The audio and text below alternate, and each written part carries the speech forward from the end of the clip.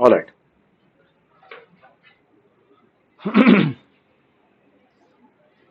What do you have to do? Okay, last class में हमने क्या किया था?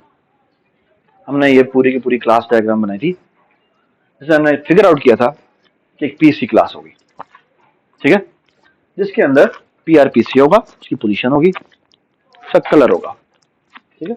और हमने कहा था कि ये हमारी पूरी हायरार्की है जो कि इससे क्या होती है, इनहेरिट होती है। मतलब rook, knight, bishop, queen, king, pawn. Okay, ये सारे के सारे क्या हैं? ये सारे के सारे क्या हैं? जेनेरिक है। ओके, ऐसे ही है, ये सारे के सारे क्या हैं? इसे इनहेरिट हो रहे हैं इससे। और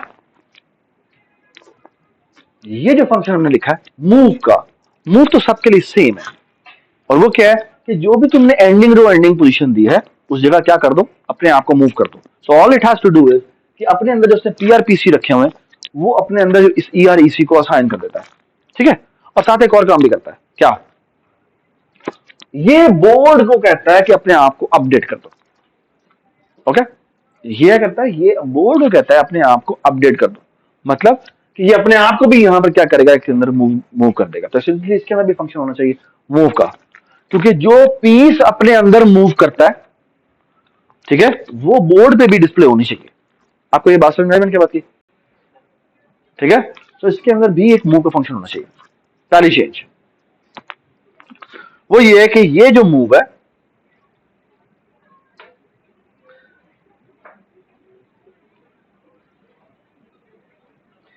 इसके अंदर भी एक मूव का फंक्शन है,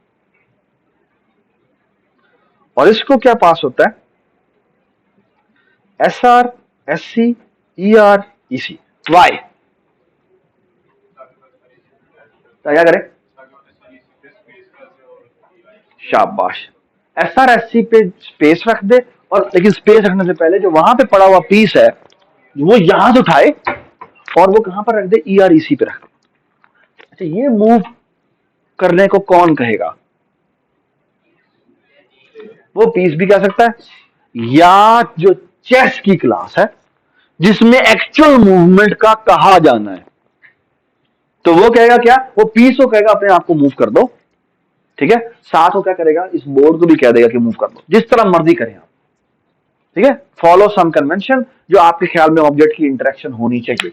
आपके ख्याल में अगर पीस ने बोर्ड को बताना है कि मैं मूव हो चुका हूं, दैट इज ऑल्सो फाइन। या आपका ये जो चेस की क्लास है, जो बड़ी क्लास है, वो रिस्पॉन्सिबिलिटी ले रही है कि मैं बताऊंगा एक बोर्ड को कि तुम के यहां पर इस पीस को मूव कर दो। आपको ये बस समझ में आई? ये पीस जो मूव होता है ये एक्चुअल फिजिकली मूव नहीं होता, ये सिर्फ अपने अंदर अपने कोऑर्डिनेट को सेव करता है कि मैं अब यहां नहीं पड़ा हुआ, मैं अब यहां पड़ा हुआ। ये बात समझ? एक्चुअल मूवमेंट किसकी किधर होनी है? वो बोर्ड के अंदर जाके होनी है, ठीक है। अब एक एक तरीके का ये हो सकता है कि पीस जब अब मूव होता है साथ ही इसको इन्फॉर्म कर देता है कि भाई अपने आप को मूव कर दो, मुझे वहां पर जो है ना से मूव कर दो, क्योंकि मेरा पॉइंटर अब वहां पर नहीं पड़ा होना चाहिए। दूसरा तरीका क्या है कि आपका जो चेस की क्लास है जिसके अंदर एसेंशियली ये बोर्ड का ऑब्जेक्ट पड़ा हुआ है, वहां पे क्या होता है? आपका जो चेस की क्लास है वो इन्वोक करती है बोर्ड के इस फंक्शन को कि प्लीज ये जो मुझे अभी कोऑर्डिनेट्स मिले थे उनके थ्रू आप इन दोनों को अपडेट कर दें। ये बात समझ? You can do what ever you way you like. Okay, आपको ये बात समझ में आ गई? आई hope everybody understand it. Okay, अच्छा, एक छोटी सी बात, सो लुक एट दिस। इसके अंदर एक फंक्शन होना चाहिए, पीस एट, और इसको पास होगा एक रो और एक कॉलम। ये मुझे क्यों चाहिए? शाबाश, ये है मुझे बेसिकली बताने के लिए कि इस रो कॉलम के ऊपर क्या पड़ा हुआ है, कौन सा पीस पड़ा हुआ है। ये बात समझ आई? I hope everybody understand. Okay, और इस पीस के अंदर एक फंक्शन होना चाहिए गेट कलर का, जो मुझे क्या बता दे? उसका कलर बता दे। आपको ये बात समझ में आ रही? ठीक है, ऑलराइट। अब जो चेस का फंक्शन है, जो चेस के अंदर जो प्लेज के अंदर हो रहा है, वो क्या करता है? आपके अंदर एक पहले आप सेलेक्ट पोजीशन करते हैं। सेलेक्ट पोजीशन कैसे करते हैं बेटा? वो बताता है E6 से E6 फॉर एग्जांपल बता देता है। जो E6 है वो वर्टिकली ऑटोमेटिकली ट्रांसलेट होता है और वो अपने अंदर SRSC के अंदर वो वैल्यू को असाइन कर देता है। फिर क्या करता है, फिर दोबारा सेलेक्ट पोजीशन कॉल होता है और वो किस पे कॉल होता है, वो EREC पे ऊपर कॉल होता है। उसके समय क्या करेगा, वो क्या करेगा, वो अगेन वो एक कोऑर्डिनेट लेगा और वो EREC के अंदर वैल्यू रखवा देगा जाके। और EREC क्या है, वो अगेन इसी क्लास में पड़े हुए 4 वेरिएबल है। ठीक है, वो तमाम मेमोरी जो कि हमने पीएफ में main as a global variable बनाई थी, वो किसके अंदर पड़ी हुई है, वो इसके अंदर पड़ी हुई है, वो इस चेस्ट के अंदर पड़ी हुई है। ये बात समझ आ गई। हमेशा ऐसे ही होता है कि आपकी एक्चुअली क्या होती है कि आपकी क्लासें अलग अलग बनी होती है। ठीक है, और एसेंशियली क्या होता है, एक जगह होती है जहां पे सारे ऑब्जेक्ट्स बनते हैं। ये बात समझ आ गई। तो एसेंशियली, और बाय द वे इसका पूरा का पूरा एक नाम है, इसको मॉडल व्यू कंट्रोलर कहते हैं एसेंशियली। ठीक है, उसमें होता बेसिकली क्या है कि बेसिकली ये आप अलग अलग पीसेस में चीजें लिखते हैं, इनको मॉडल्स कहते हैं। और ये जो चेस बनाया आपने, इसको कंट्रोलर कहते हैं। सारी रिक्वेस्ट किसको आती है, कंट्रोलर को आती है। ये बात नहीं। और व्यू क्या है, वो आपकी कंसोल है। आप एसेंशियली किधर एंटर करते हैं, व्यू पे एंटर करते हैं। आपको ये बात समझ आ गई। तो ये एक्चुअली एक पूरा का पूरा लेआउट है। आप जब वेबसाइट्स बनाने जाएंगे, वेब डेवलपमेंट करने जाएंगे, तो वहां पर आपको MVC में ही काम करना पड़ता है। ठीक है, अगर आप ये नहीं करेंगे तो आपकी जिंदगी अजाब बन जाएगी। अगर, क्योंकि एसेंशियली आप क्या कह रहे हैं, मैं एक ही मेन फंक्शन लिखूंगा और उसमें कोड कर दूंगा। ठीक है, तो आप फंक्शन बनाएंगे नहीं, तो फिर तो जिंदगी आपकी अजाब बन जाएगी। ठीक है, तो आप इसको अलग अलग मॉड्यूलर और क्लासेस में डिवाइड करते हैं, जो कि अपने अपने एसेंशियली काम कर लेती है सारे के सारे। लेकिन उसको कंट्रोल कौन करेगा, एक कंट्रोलर क्लास होगी जो करेगी, जिसको यहां पे हमने किसका नाम दिया, चेस का नाम दिया। सारी चीजें इसके अंदर बनती है। फिर ऐसा भी होता है कि आप जब सिस्टम बहुत बड़ा बनाते हैं तो कंट्रोलर भी बहुत सारे होते हैं, और फिर एक उनको कंट्रोल करने के लिए भी कंट्रोल होता है। तो पांच बन जाते हैं, यार ये कंट्रोल तू संभाली, ये कंट्रोल तू संभाली, ये कंट्रोल तू संभाली। तो एक मेन कंट्रोल है जिसको फसाद कहते हैं, जो बेसिकली क्या कहता है, वो बाकियों को कहता है क्या, तुम ये वाला तुम संभालो, ये वाला तुम संभालो, ये वाला तुम संभालो। बस भाई, ये वो चीजें जो कि आपने अपनी पूरी जिंदगी में सीखनी है। ठीक है, तो ये आपका काइंड ऑफ समझने से छोटा सा पिद्दा सा वर्जन है जो कि आप बनाने के लिए जा रहे हैं। ठीक है, तो एक बहुत खूबसूरत एफर्ट है जो कि इस सेंस में आप करेंगे और उसको स्ट्रगल थ्रू करेंगे। ठीक है, इट्स वर्थ गोइंग फॉर। ठीक है, अच्छा, कुछ चीजें हैं मैं आपसे पूछता हूं। Of course I am assuming कि आपको, चले मैं आपसे पूछ लेता हूं कि इस जो नेक्स्ट अब फेज हम करने जा रहे हैं, कल का जो हमने फेज किया था उसमें क्या किया था, उसमें हमने कहा था, हमने डिस्प्ले करवा दिया था।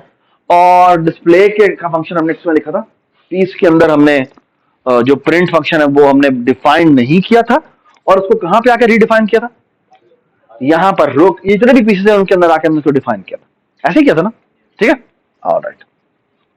अब मुझे इस बात का जवाब है। अब मुझे एसेंशियली क्या लिखना, इज लीगल फंक्शन लिखना है ना। अब इज लीगल क्या है, दो इज लीगल है। ठीक है, एक इज लीगल क्या है, जो फेज 0 का था वो क्या था, जो कोऑर्डिनेट सेलेक्ट हुआ है वो क्या होना चाहिए, वो में जिस पीस का है, जिसकी बारी है उसी का होना चाहिए। ये बात है ना। तो एसेंशियली आपको ये इज लीगल है, ये इज लीगल। चले आप ऐसा करें, इसको इज लीगल, वो जो इज लीगल है वो आप कहां लिखे, वो आप यहां पर जाकर लिखें। ठीक है, यानी कि पीस सिलेक्शन ठीक हुई है और डेस्टिनेशन ठीक सिलेक्शन हुई है। ये काम कौन करेगा, ये चेस सेलेक्ट करेगा। तो इसके अंदर एक आप समझ लें बेसिक लीगलिटी का फंक्शन होगा जो कि यहां पे होगा। वो है क्या, डेस्टिनेशन सोर्स चेक और डेस्टिनेशन चेक। ठीक है, बाद में इसको शायद पैरामीटर भेजने की जरूरत ही ना पड़े। क्यों, क्योंकि वो इसी की तो मेंबर्स हैं, तो उसमें कोई आर्गुमेंट भेजने की आपको जरूरत नहीं है। ओके जी, ये करता है, ये जिस भी पीस को आपने सिलेक्ट किया होता है, तो मैं आपको ये बता रहा हूं बात, वो कहता है इसके अंदर ना बोर्ड पड़ा हुआ है ना, इसके अंदर बोर्ड टाइप का एक, लेट्स से मैं कह देता हूं बोर्ड है। ठीक है, BD। तो ये क्या कहता है, ये कहता है कि बोर्ड के पीस एट को उठाओ, और पीस एट क्या है, SRSC। ठीक है, और क्या करो, और इसका इस लीगल कॉल, और इस लीगल में क्या भेजना है, ER इसी, ठीक है। थोड़ा सा बस चेक कर लेना, वो ये इसके ऊपर एक और चेक लगेगा कि जो पीस एट SRFC है वो क्या होना चाहिए, वो माई पीस होना चाहिए, मतलब कि वहां पर नल नहीं पड़ा होना चाहिए, ठीक है, और जो उसका कलर है वो किससे मैच कर रहा होगा, टर्न से मैच कर रहा होगा। ये बात समझ, ये चेक आप इससे ऊपर लगा चुके हो, और यहां पर आपको सिर्फ ये करना है क्या, उसका एरो लगाया और उसका इज लीगल कॉल किया। अब मजे की चीज देखें, ये एक लाइन, ये जो हमने एक लाइन लिखी है, ये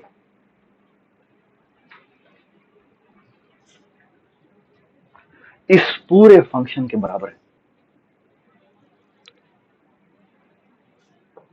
कैसे, यहां तो हमने चेक लगाया है कि जिस पीस को हमने सेलेक्ट किया है, अगर रुक है तो रुक का लीगल कॉल करो, अगर बिशप है तो बिशप का लीगल कॉल करो, वगैरह वगैरह वगैरह। इधर हमने कुछ कहा है, कुछ भी नहीं कहा, हमने कहा है जिस पीस को तुमने उठाया है उसका इज लीगल कॉल कर दो, और पॉलीमॉर्फिज्म में क्या हो जाएगा, अगर वो रुक हुआ तो रुक का लीगल कॉल हो जाएगा, अगर वो बिशप हुआ तो बिशप का लीगल कॉल हो जाएगा, अगर वो पॉन हुआ तो पॉन का, किंग हुआ तो किंग का, क्वीन हुआ तो क्वीन का। Is it lovely? सो वो तमाम काम जो कि हमने वहां पे इसमें लगा के किया था, वो ऊप में एक लाइन से रिप्लेस होता है। What a powerful idea, really powerful idea. इस एक लाइन को समझाने के लिए हम ये पॉइंट बनाए कि कितनी पावरफुल चीज। और मैं बताऊं, आपकी जब गेम्स में आप काम करने जाते हैं, जब आप गेमिंग वर्ल्ड में काम करने जाते हैं, तो वहां पर आपके कोड की साइज का ड्रास्टिक रिड्यूस होता है by using this power of polymorphism. यानी आप फॉर एग्जांपल ऊप में, अभी आप जब ऊप में क्लासें बनाएंगे ना, तो आपको लगेगा आपका जो कोड की लेंथ है वो कहीं ज्यादा है एज कंपेयर टू अगर आप यही काम PF में करते। लेकिन व्हेन दिस बिकम्स मैसिव, तो फिर आपको पता लगता है कि वो चीजें जो सारे इफ में लगा के मैंने गंदे गंदे काम करने थे, वो सारे के सारे पॉलीमॉर्फिकली कितने खूबसूरती से रिप्लेस हो जाते। ठीक है, मैं आपको एग्जांपल बताता हूँ कि यहाँ पर मैं अपने, मेरा दोस्त है और स्टूडेंट भी है, जुनैद नाम है उसका, JD है, फेसबुक पे उसका, व्हाट्सएप पे उसका, सॉरी यूट्यूब पे उसका पेज भी है JD के नाम से, comedy, he is also stand up comedian, नमल में मैं था, और इज ब्रिलियंट स्टूडेंट। अच्छा, उसने ना वो अब एजुकेटिव में फॉर एग्जाम्पल है, और उन्होंने जो अपनी जो लॉगिन की पॉलिसी लिखी हुई है, उन्होंने ऊप को फॉलो शुरू में नहीं किया, और उसके नतीजे में ये होता है कि वो मुझे दिखा रहा था कि इट्स कितनी अफसोस की बात है कि इट्स एजुकेटिव एक बहुत बड़ा प्लेटफॉर्म है, यानी पाकिस्तान का शायद सबसे बड़ा सॉफ्टवेयर हाउस इस वक्त बन चुका हुआ है एजुकेटिव, और उनकी जो लॉगिन की जो सिर्फ और सिर्फ क्लास फाइल है वो तकरीबन 22,000 लाइन की है, और जो उसका एक one of the main function है, उसकी जो टोटल नंबर ऑफ लाइंस है वो कोई 2,000 के लाइन।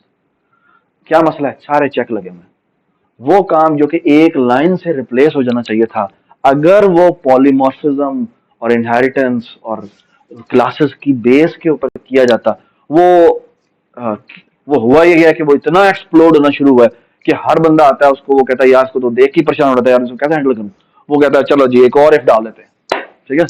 तो वो जनाब वो एक बूढ़ा का पूरा एक फंक्शन इसके अंदर इफ ही लगी हुई है कि ये इफ है तो मेरा इफ है, वो इफ है तो मेरा इफ है, तो बस जान देगा, बस।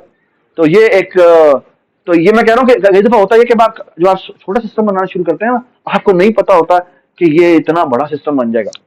जैसे एजुकेटिव वालों ने जब काम करना शुरू किया, 2 या 3 बंदे थे जिन्होंने काम करना शुरू किया, ठीक है, और बट उनको फंडिंग मिली कोई 4-5 साल के बाद, और फिर they got bigger and bigger.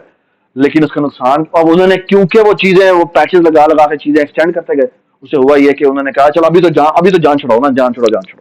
लेकिन होता है किसी टाइम पर आके आपको इस चीज को स्टॉप करना पड़ता है, because now we are becoming big, अब हमें इसको रीडिजाइन करने की जरूरत है, इसे रीफैक्टरिंग कहते हैं। ठीक है, it's a very important term जो कि आर्टिफिशियल इंटेलिजेंस, जो कि आपके सॉफ्टवेयर इंजीनियरिंग में यूज होती है। और कहते हैं रीफैक्ट, आप अपने कोड को रीफैक्टर करते हैं, यानी मतलब दोबारा से फिगर आउट करते हैं यार इस पार्ट को निकल के एक अलग जो होना चाहिए, इसको अलग होना चाहिए, इसको अलग होना चाहिए। ठीक है, एसेंशियली ऊप के प्रिंसिपल्स के ऊपर वापस जाना पड़ता है कि आपको रीडिजाइन करना। ठीक है, और वो जितना जल्दी कर लें उतना अच्छा है, बिकॉज उसके नतीजा फिर ये हो सकता है कि you come into a place जहां पर चीजें इरिवर्सिबल हो जाती है। ठीक है, वो दोबारा उसको रोल बैक करना आसान नहीं होता। आपको ये बात समझ आ गई? ठीक है, अच्छा मैं आपको छोटी सी बात बताता हूँ, वो ये कि ये हमने जो बेसिकली अभी, अच्छा आप एसेंशियली हमने करना क्या है, हमने हर रुक, ये जितने भी हमारे पीसेज हैं इन सब के इज लीगल फंक्शन लिखना है। ये फेज 2 जो है इट्स नथिंग बट कि हमने क्या किया होगा, हर एक का इज लीगल फंक्शन लिखना है, और बेसिकली अपने मेन फ्लो के अंदर जिस पीस को आपने सेलेक्ट किया होगा उसका आपने ये इज लीगल फंक्शन कवर किया होगा। अगर ये रिटर्न फॉल्स कर दे तो क्या होगा, एक डू वाइल लगा होगा जो कि वापस पीछे भेज देगा। क्या मतलब, दोबारा से सेलेक्ट कर। ये बात समझ आई? तो इससे ज्यादा मैं आपको नहीं बताना चाहता, because this will going to ruin everything. ठीक है, यानी आप ऊप की सेटिंग में ये कैसे जाके ढालते हैं, दैट्स योर मेन टारगेट। ठीक है, छोटे छोटे सवाल मैं आपसे कर लेता हूं just to as a sort of hint. ये जो हमने 6 फंक्शन बनाए थे, is vertical, is horizontal, is diagonal, is partly, path clear के थे, ये 6 फंक्शन कहां बनेंगे? सॉरी, हर एक की क्लास है। शाबाश, पीसी क्लास में बनेंगे, है ना? पीसी क्लास बनाते हैं। पीसी क्लास में प्राइवेट होंगे, प्रोटेक्टेड होंगे या पब्लिक होंगे? प्रोटेक्टेड क्यों? क्योंकि वो यहां से कॉल होने। आपको ये बात समझ आई? तो प्रोटेक्टेड होने चाहिए। अच्छा, प्रोटेक्टेड तो होंगे, मुझे बताएं क्या उसको दिस चाहिए? बोर्ड चाहिए, है ना? बोर्ड चाहिए ना, तो बोर्ड तो इसके पास होगा। मुझे बताएं कि उसको उस फंक्शन, वो फंक्शन जो है वो फंक्शन मेंबर फंक्शन होना चाहिए। वो देखो ना, अब थोड़ा समझे कि मेंबर फंक्शन वो होता है जो कि आप चाहते हैं क्या, जो जिसके अंदर दिस पास हो। ठीक है, मेरा सवाल यह है कि इसके अंदर दिस होना चाहिए। क्यों? सॉरी बेटा, मुझे 6 फंक्शन है, इन 6 फंक्शन, वो 6 फंक्शन तो मेरे पास पॉन में भी आएंगे, किंग में भी आएंगे, और जहां पर उसको नहीं चाहिए, है ना? ये समझ में आई क्या चाह रहा हूं? ठीक है, तो फिर उसके मेंबर फंक्शन क्यों बना रहे हैं? इनको स्टैटिक होना चाहिए, इन 6 के 6 फंक्शन को स्टैटिक होना चाहिए, और इनको स्टैटिक भी होना चाहिए और प्राइवेट भी होना चाहिए। प्राइवेट क्यों? क्योंकि पीस के थ्रू आउटसाइड वर्ल्ड को वो फंक्शन क्यों दिखाने हैं, तो कोशिश करें उनको प्राइवेट भी रख दें। So you are essentially I'm saying कि make them utility functions and make them static as well. Okay? चलो static जहां भी बनाओ, बात यह है कि हम ये चाहते हैं कि उनको क्या कर दें, उनको हम एटलीस्ट प्राइवेट जरूर कर दें या प्रोटेक्टेड जरूर कर दें। यानी विदिन हायरार्की तो they should be available, but outside hierarchy they should not be available, so they must be protected members. Okay, ये बात समझ? और ऑफ कोर्स को बोर्ड पास होना है, उनमें से कुछ फंक्शंस हैं जिनको बोर्ड, जितने भी पाथ क्लियर है उनको बोर्ड पास होना है।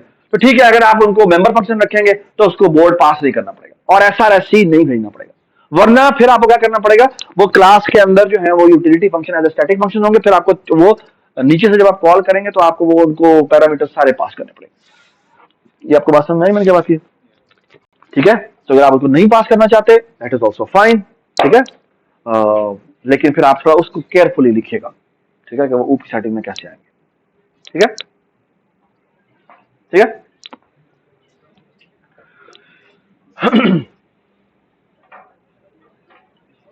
Any question? Any question? या प्लीज खामोश है। क्या बेटा आपको सवाल है कोई? आपको सवाल था? हाँ जी,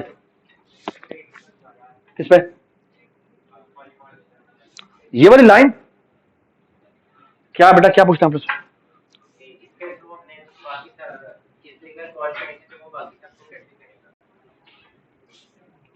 बेटा आपने इस चेस की क्लास के अंदर जो डॉट प्ले फंक्शन है उसके मेन फ्लो में आपने 2 कोऑर्डिनेट लिए होंगे, एक कोऑर्डिनेट दिया हुआ सेलेक्ट पोजीशन जो कि सोर्स होगा, ए होगा डेस्टिनेशन होगा, उन दोनों की लीगैलिटी आपने चेक कर ली, ठीक है। उसके ऊपर डू वाइल लगा हुआ है कि अगर वो इलीगल है तो दोबारा ले, इलीगल है तो दोबारा ले, ठीक है।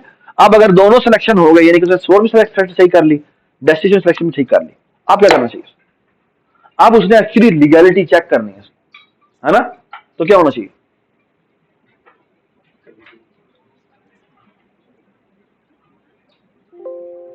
ये काम होना ना, ये काम होना राइट, है ना, ये वाला काम होना ना, कि अगर वो जो अब उसकी एक्चुअल मूवमेंट चेक करनी है, तो यहां पर इज लीगल जो मूव हमने यहां पे कॉल किया उसकी जगह यहां पे हमने क्या करना है, इस डू वाइल के अंदर ये वाला जो वाइल लूप है, इस वाइल की जगह पे हम क्या करेंगे, क्या कर देंगे, हम वो वाला पीस उठाएंगे, ठीक है, जो पीस एट है बोर्ड का वो कॉल करेंगे, और उसका जो पीस है वो गेट किया, उसका एरो इज लीगल कॉल कर दिया, और वो इज लीगल यहां पर कॉल होगा, अगर वो फॉल्स रिटर्न करता है तो यही डू वाइल दोबारा चल जाएगा। ये बात समझ, ठीक है, ठीक है, सो फार सो गुड, ठीक है। Please spend time on this, okay, please spend time on this, it's a worth spending time, okay जी। प्लीज यार बात सुन लिया करें, क्वेश्चन बड़े इंपॉर्टेंट होते हैं। बेटा आपको सवाल समझ में आया, आपको समझ में आ गया जी, अब आप बताएं सर।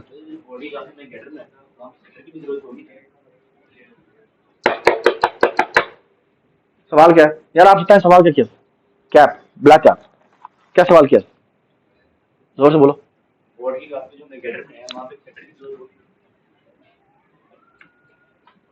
ये जो बोर्ड की क्लास है, इसके अंदर हमने पीस एट बनाया है ना, वो कह रहा है कि क्या मैं यहाँ पे सेटर बनाने की जरूरत है, नहीं है, क्यों जरूरत है, क्यों जरूरत नहीं है, क्योंकि मूव फंक्शन यही कर रहा है ना, मूव क्या करता है, मूव करता है इस जगह पे जो पीस पड़ा हुआ है और जो उसको इस जगह पर रख, तो वो खुद ही बेसिकली सेटर ही है, हाँ, सो मूव मूव फंक्शन बना इसका, ठीक है जी। बिलाल एसएफएमएल यूज नहीं कर सकते, ठीक है, हमारे पास टाइम नहीं है एसएफएमएल, ठीक है। ड्रॉ फंक्शन हमारा बड़ा सिंपल है, वो अपनी सिंबल आउटपुट कर देता है। जो कल की क्लास थी उसका अगर तुम जाके पूरा पार्ट देखो तो एसेंशियली मैंने ये बेसिकली इंप्लीमेंट किया।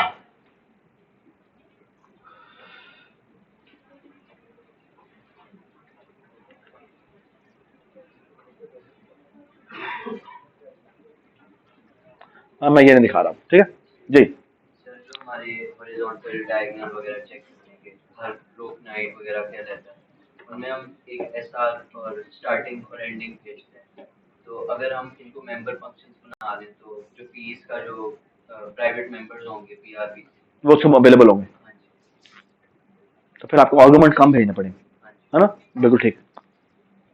तो मेंबर, आप मेंबर बनाना चाहते हैं मेंबर बना लें, ठीक है, लेकिन प्राइवेट रखें क्योंकि वो यूटिलिटी फंक्शन है, ठीक है, जैसे मर्जी करें, मुझे कोई असर नहीं, ठीक है। You should know the reason, that's what I am saying, so you should know the reason why you opted some option, ठीक है जी। कोई सवाल, I hope it's a good go ahead for you, ठीक है, सो एंड आई होप के you will be able to finish this, okay. अच्छा एक छोटी सी बात, वो ये कि मुझे ये बताएं what will be the next step phase 3 में। बेसिकली सबसे पहली चीज जो होगी हाईलाइट, ओके। और हाईलाइट क्या है, हाईलाइट ये है कि जिस पीस को मैं, यार क्या मसला है यार, ये क्या कर रहे हो आप, जिस पीस को आपने सेलेक्ट किया है उसकी लीगल रूल्स हाईलाइट हो जाए, okay, that's where the game will start, okay. और मैं आपको मजे की बात बताऊं, यहां पर थोड़ी सी एआई आना शुरू हो जाएगी, क्योंकि हम बैकग्राउंड में बहुत कुछ खुद करेंगे जो कि यूजर ने बताया नहीं होगा, okay. So you will learn something really special in the next next stage, जो कि थोड़ी सी एआई की बिगिनिंग है, क्योंकि आपका बैकएंड पे कंप्यूटर खुद ब खुद कुछ करेगा, क्योंकि उसने तो सिर्फ पीस सेलेक्ट किया होगा और हम उसे बैकएंड पे दिखाएंगे कि ओ ये सारी चीजें हैं जिन पे तुम जा सकते हो, पॉसिबिलिटीज में जा सकते हो। तो in a way we will going to simulate, और वो सिमुलेशन वाला पार्ट ऑटोमेटिकली दरमियान में आएगा, ठीक है, and that is very beautiful. वो बात की बात है, मुझे पता है, वो कास्टलिंग हो गई या वो बिल्कुल बिल्कुल वो सारी चेंज अगले स्टेज पे आएगी, ठीक है, ठीक होगा, सही है। अच्छा, अब मेरी एक्सपेक्टेशन है कि अगर आपने वो मूवमेंट वाला काम कर लिया हुआ है तो बेसिकली आपने वो 6 फंक्शन लिखने, ठीक है, और वो 6 फंक्शन हो गए और आपने हर एक के इज लीगल फंक्शन लिखने, and rest is very easy, आपका वो काम हो जाना चाहिए, ठीक है। ये काम मेरे ख्याल में 4 से 5 घंटे का नहीं है, ठीक है। सो आई एक्सपेक्ट कि कल शाम around 5 this should be done, okay. तो कल 5:30 बजे हम जो है इसका जो है सेशन रख लेते हैं ऑनलाइन, जिसमें I am going to talk about the next stage, ठीक है। बेटा ये मैं क्यों कह रहा हूँ, ये मैं इसलिए कह रहा हूँ बिकॉज एक तो ये कि हमने इसकी स्टेज 3 जो है वो कंप्लीट करनी है, जो कि विल ट्राई के हम मंडे तक जो है ये कर लें। दूसरी बात यह है कि फिर हमने यही नेक्स्ट वीक में there will be again no classes, okay, और what you have to do is you have to convert everything into C#, okay, alright. और देयर इज अ बोनस, और द बोनस इज कि अगर तुम इसी को SFML में कन्वर्ट कर दो, ठीक है। सो SFML में कन्वर्ट कर लें, बेसिकली कुछ भी नहीं करना, आपने ड्रॉ फंक्शंस लिख रहे हैं, वो जो ड्रॉ फंक्शन लिखे हैं जो कि अपने कैरेक्टर को डिस्प्ले कर देता है, बेसिकली वही ड्रॉ फंक्शन होगा जो डिफरेंट होगा। So all you have to do is कि तुमने वो जो विंडो है, वो जो भी SFML की, वो तुम्हें हर एक को रेफरेंस के तौर पे असाइन कर देनी है, और एसेंशियली वो वाला इमेज उठाना है और वही उठा के लगा देना। सॉरी हाँ, प्रेजेंटेशन के मार्क्स, ठीक है। सो SFML में कन्वर्ट करना बोनस है, वो छोटा सा पार्ट है। द रेस्ट इज कि आपने उसी को C# में कन्वर्ट करना, कि कैसे वो चीज जो होगी वो कंपोनेंट्स में कन्वर्ट होगी, वो कैसे होगा वो मैं आपको बताऊंगा, ठीक है। यही काम हमने C# पे करना हो तो हम कैसे करेंगे। सर तो फेज 3 में फिर हम ग्रेड वगैरह पे इतना फोकस ना करें, प्रेजेंटेशन जो आपका फेज 3 जो है ना, मैं चाह ही नहीं रहा कि आप इंटरफेस के ऊपर बात करें, क्योंकि आपको पहले समझ आनी चाहिए, ठीक है। फिर ये जो शशके डालने हैं ये बहुत जरूरी है, इसके बगैर आप एक बात सुन लें, इसके बगैर आप प्रोग्रामर तो बन जाते हैं, लेकिन आप वो हम बस 1 मिनट दे देंगे, आप फिर आप भेजिएगा, ठीक है। अच्छा, इसके बगैर आप अगर आप करना चाहें तो आप ये तो बन जाएंगे कि आप कंप्यूटर साइंटिस्ट तो बन जाते हैं, लेकिन आप अपनी बनाई हुई चीज को सेल नहीं कर सकते। अगर आपने सेल करना है, बिकॉज उसके बगैर रोटी नहीं चलनी होगी, पेट नहीं भरना जाना, ठीक है। बेटा एस्थेटिक, यानी पहले मैं समझता था कि एस्थेटिक करवाना जरूरी नहीं है, लेकिन अब मैं समझता हूं कि एस्थेटिक करवाना उतना ही जरूरी है जितना कि एक प्रोग्रामर बनाना। क्यों? क्योंकि यही तुम्हारी रोजी रोटी है, ठीक है, क्योंकि यही, इसके बगैर आप इंडस्ट्री में बैठे काम नहीं कर सकते, and that's how it is, ठीक है, that's the reality, that's the reality check. और मजे की बात बताऊं आपको कि जो ये एस्थेटिक जानता है उसकी सैलरी आपकी सैलरी से ज्यादा है। जिसको कोडिंग वो वाली चीज ना भी आती हो, सिर्फ एस्थेटिक बनाना आता हो, वो आपसे ज्यादा कमा लेता है, ठीक है। और ऑफ कोर्स जिसको दोनों आते हैं वो ऑफ कोर्स वो उसको 10 टाइम लेके जा सकते, ठीक है। चलिए, थैंक यू सो मच। अच्छा, आप यहीं पे रुके रहे हो कि वो उनका वो उन्होंने वो करवाना है।